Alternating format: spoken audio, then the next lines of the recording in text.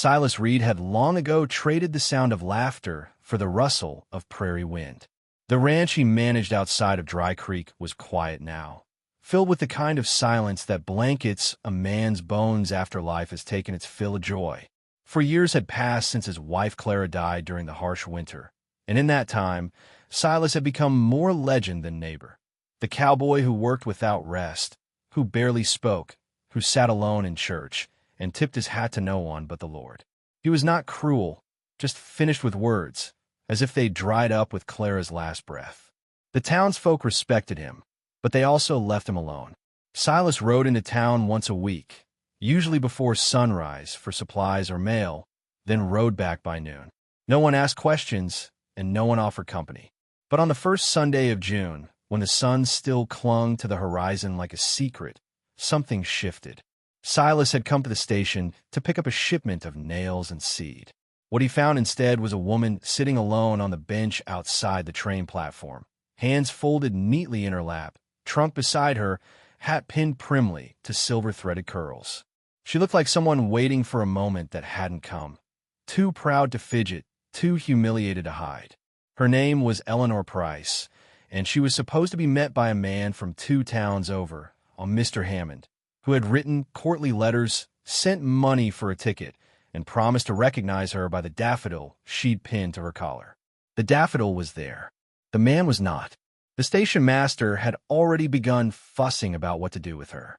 Well-dressed, sure, but too old for the sort of things people come west for, he muttered to Silas. Shame, really. Silas glanced at her, said nothing, and finished signing for his crates. But as he turned to leave, something in the set of Eleanor's jaw caught him.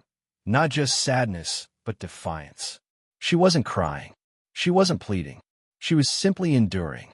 And something in Silas, long quiet and buried under dust, shifted. Ma'am, he said, removing his hat, voice low but steady. I got room on my wagon. If you're waiting for someone, maybe you'd wait more comfortable with shade and water. Eleanor looked up, startled by his offer. She blinked once, then stood. I believe I've waited enough, she replied, her voice clipped but not unkind. They said no more. Silas lifted her trunk into the wagon and offered his hand, which she took without hesitation. The ride to the ranch was long and dry, but not unpleasant. Eleanor asked no questions. Silas offered no answers. They sat in mutual silence that felt, somehow, not empty but full of things unspoken yet shared. When they arrived, Silas showed her the guest room once used by travelers and Clara's cousin who had stayed a summer long ago. The linens were clean. The room smelled of cedar. Eleanor unpacked with methodical grace, folding her dresses into the chest with the same care she might have shown if she truly belonged there. Over supper, beans, cornbread, coffee, they exchanged the basics. She was from Philadelphia, a former teacher. No children, widowed young, and recently declared too long on the shelf by her sister. Silas told her only that his wife had died, that he didn't get many visitors, and that she was welcome to stay until she found plan. Eleanor did not thank him, which he appreciated. She simply nodded and said, I'll earn my keep. In the days that followed, Eleanor moved through the ranch like someone repaying a kindness with dignity rather than gratitude. She swept the porch, patched old curtains, and cooked with surprising skill.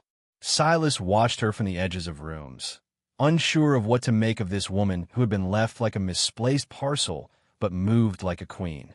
She laughed once at a stubborn goat, and the sound startled him more than thunder. He hadn't known how much he missed laughter until it was back under his roof. Word spread quickly in Dry Creek that the Reed widower had taken in a stranded bride, that she wore perfume and lace and had opinions about books, that she was too old for such things, that maybe she was just what he needed. Silas didn't care. Eleanor seemed not to notice. She read in the evenings by lamplight, offered brief conversation at meals, and respected the walls he'd built around his heart without trying to knock them down. But every night, when Silas lay in bed listening to the prairie wind, he thought of her sitting alone at that train station, clutching hope like it was all she had left. And every morning, when he saw her sipping coffee on the porch, chin lifted to the dawn, he felt something unfamiliar stir in his chest. Not love, Not yet, but the space where love used to live warming ever so slightly. Then came the letter, addressed to Eleanor from a friend back east. She read it quietly, folded it neatly, and announced at breakfast that she would be leaving come Friday. Silas didn't respond. He didn't ask why, but the thought of that room being empty again made the coffee taste bitter. He nodded, went to work the fields, and said nothing. That night, he found himself sitting on the porch long after dark, watching the stars blink like slow tears. Eleanor joined him. "I appreciate your kindness, Mr. Reed," she said softly. "But it's not right. Folks talk, and you didn't ask for company." Silas looked at her, really looked. Her eyes were steady, her spine straight, but there was a tremble in her voice she couldn't quite hide. He didn't respond then either, just nodded again, but that night he didn't sleep. Friday came.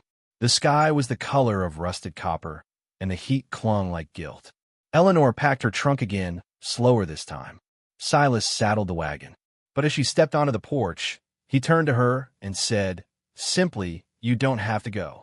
She froze, halfway to the steps. "Silas," she began, but he cut her off gently. "It ain't pity. I just don't want you to go." Eleanor stared at him, the weight of the words settling between them like dust. He didn't say more. He simply waited. The sun hung low on the horizon, brushing its amber glow over the Texas plains as the new couple approached the modest ranch house that would now be their home. It was a quiet structure, whitewashed wood, time-worn shingles, and a creaky porch swing that swayed gently even when the wind slept. To Joseph, the widowed cowboy, the house had long been a monument of memory, a place of echoes. His late wife's laughter still lingered in the corners, her embroidery framed above the hearth. To Eleanor, it was something else entirely, a second chance. The early days were an uneasy rhythm of politeness and pause. Eleanor, still in her traveling clothes when she stepped into the home, didn't ask where to unpack. Joseph didn't offer. The spare room, once his daughter's childhood bedroom, had been hastily made up. He had changed the linens the night before the wedding, but the room still bore the pastel hues of a young girl who once braided ribbons into her hair. Eleanor stepped inside and touched a porcelain figurine on the windowsill. It was chipped. She smiled and unpacked her bag slowly. Each morning brought its own kind of silence. Joseph rose at 5 and made coffee, 2 cups now, instead of 1. He'd leave hers on the kitchen table, then head out to tend the cattle and repair fences before the heat of the day settled in. Eleanor would sit by the window, fingers curled around the mug, watching the outline of him in the distance, broad shoulders, slow steps, and a familiar sort of sorrow in his gait. It was on the 3rd morning that she joined him. No announcement, no declaration. Just boots pulled on and her sun hat set firm on her head. She met him at the barn, her hands slightly trembling, but her eyes clear. "You don't have to," Joseph said, not unkindly. "I know," she replied, "but I want to." From then on, the routine was theirs.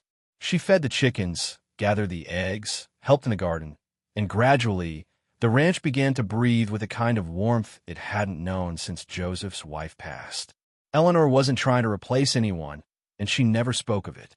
She simply lived, and in doing so, gave Joseph space to do the same. The conversations started slowly, short phrases while stringing barbed wire, comments on the stubbornness of a mule, then full sentences over dinner, and then laughter. That was the shift. It arrived quietly, as most important things do. One evening, Eleanor burned the stew. Joseph, scraping the bottom of his bowl with exaggerated agony, muttered, "I believe this bowl's made of gunpowder and sorrow." She looked at him, eyes wide with surprise, and then burst into laughter, loud and pure.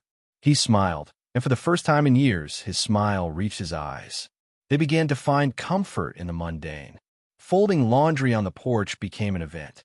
Joseph would hold up one of her dresses and say, "This here's fine enough for a town dance," and Eleanor would swat him playfully. Their dinners grew longer, the silence between courses no longer awkward, but rather companionable. She'd share stories of her youth, how she was once engaged at 23, but called it off when she realized he loved his reflection more than her. Joseph spoke sparingly of his wife, But when he did, Eleanor listened, not as a rival of memory, but as a witness. It wasn't all simple. The town didn't quite know what to make of them. Joseph, once a respected but somber figure, was now seen with a new woman on his arm, one who, though certainly no blushing bride, had a graceful air about her. Some whispered, "Married her the same day? She must be desperate, or hiding something." But others, especially the older townsfolk, simply nodded knowingly. Life was short. Love came when it came. Who were they to question the timing? One afternoon, as they strolled through town for supplies, a younger couple passing by muttered just loud enough, "She's too old to be starting over." Eleanor froze. Joseph turned sharply, but said nothing. The words hung in the air like bitter smoke. That evening, Eleanor sat quietly on the porch swing, her hands folded in her lap. "You think they're right?" she asked softly. Joseph didn't answer right away. He stepped onto the porch, stood in front of her, then knelt, his old knees cracking. "You know what's old?" he said. "A house left empty. A heart left quiet. You ain't either of those." Her eyes filled with tears she hadn't planned on. "You always say the right thing." "I don't," he said, "but I always mean what I say." That night they danced. Not at a town social, not to the tune of a fiddle. Just them barefoot in the kitchen, the radio playing softly. He led awkwardly, and she followed easily. They laughed, and they twirled, and when the music ended, they didn't stop moving. The seasons turned. Winter brought its challenges, frozen water troughs, bitter winds, aching joints. But it also brought joy. Eleanor knit Joseph a scarf, and he wore it with pride, though it was slightly lopsided. He carved her a rocking chair, and she sat in it each morning with her tea, facing the sunrise. Their love wasn't passionate in the way young lovers burn. It was slow-burning, deep-rooted, the kind of love built on shared burdens, quiet understanding, and the courage to let someone new in after life had already offered pain. They learned each other's habits. Eleanor liked her cornbread sweet. Joseph preferred it savory. They compromised, one night her way, the next his. He hated beets. She adored them. She planted a row anyway, and he never complained. She found his old records and dusted off the player, and they'd sit for hours, letting the past and present hum together. Sometimes, Eleanor would sit alone in the barn, watching the dust dance in the sunlight. Joseph would find her there, not asking questions. She had her own ghosts, her own quiet moments. He honored them as she honored his. On their 6-month anniversary, Joseph gave her a single rose, plucked from a bush she didn't know he'd planted. She baked him a pie from his late wife's recipe, having found it in an old tin. They didn't speak of the weight of the gesture, but when he took a bite and nodded, just like she used to, they both understood. Love doesn't erase the past. It expands it. And so, the ranch no longer echoed. It sang, with footsteps, laughter, meals cooked together, disagreements over fence posts, and kisses at twilight. The porch swing no longer swayed alone. The house no longer stood in mourning. It was alive. Joseph, once resigned to loneliness, found companionship not in youth or beauty, but in shared resilience.